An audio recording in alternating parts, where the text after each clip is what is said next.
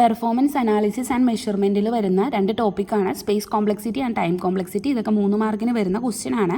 അതിൽ space complexity എന്ന് പറയുന്നത് the amount of memory space required for the loading of a program. ഒരു program മെമ്മറിയിലേക്ക് ലോഡ് ചെയ്യാൻ ആവശ്യമായിട്ട് വരുന്ന മെമ്മറി സ്പേസിനെയാണ് സ്പേസ് കോംപ്ലക്സിറ്റി എന്ന് പറയുന്നത്. ഇപ്പോൾ ഒരു പ്രോഗ്രാമിൽ 5 ഇൻസ്ട്രക്ഷൻ ഉണ്ടെങ്കിൽ ആ ഒരു 5 ഇൻസ്ട്രക്ഷനും ഓരോ ഇൻസ്ട്രക്ഷനും മെമ്മറി സ്പേസ് ആവശ്യമായിട്ടുണ്ട്, ഒരു സ്പേസ് ആവശ്യമായിട്ട് വരും.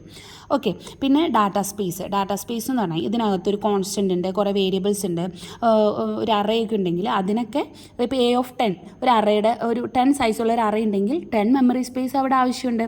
അപ്പോൾ അതാണ് ഡാറ്റാ സ്പേസ് എന്ന് പറയുന്നത്.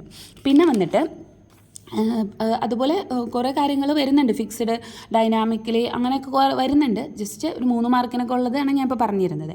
Then environment stack space. Environment stack space എന്ന് പറഞ്ഞാൽ ഒരു ഫംഗ്ഷനിൽ നിന്ന് വേറൊരു ഫംഗ്ഷനിലേക്ക്, ഇപ്പോൾ ഇതൊരു ഫംഗ്ഷനാണെങ്കിൽ ഇതിൽ നിന്നും ഈ ഫംഗ്ഷൻ ഇങ്ങോട്ടേക്ക് ട്രാൻസ്ഫർ ചെയ്യുകയാണ്, കൺട്രോൾ ട്രാൻസ്ഫർ ചെയ്യുകയാണ്. അപ്പോൾ ഇതിൽ നിന്നൊരു ഫംഗ്ഷൻ കോൾ വന്നു ഇതിലേക്ക്.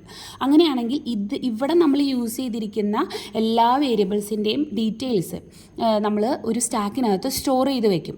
എന്നിട്ട് ഇവിടെ നിന്ന് ഇങ്ങോട്ടേക്ക് ജമ്പ് ചെയ്തിട്ട് ആഫ്റ്റർ കംപ്ലീറ്റിംഗ് ദിസ് ഫംഗ്ഷൻ തിരിച്ചിങ്ങോട്ടേക്ക് വരണ്ടേ, അപ്പോൾ അതിൻ്റെ റിട്ടേൺ അഡ്രസ്സും സ്റ്റോർ ചെയ്ത് വെക്കണം. അതാണ് റിട്ടേൺ അഡ്രസ്സ് സ്റ്റോർ ചെയ്യാനും വാല്യൂ ഓഫ് ഓൾ ലോഡ്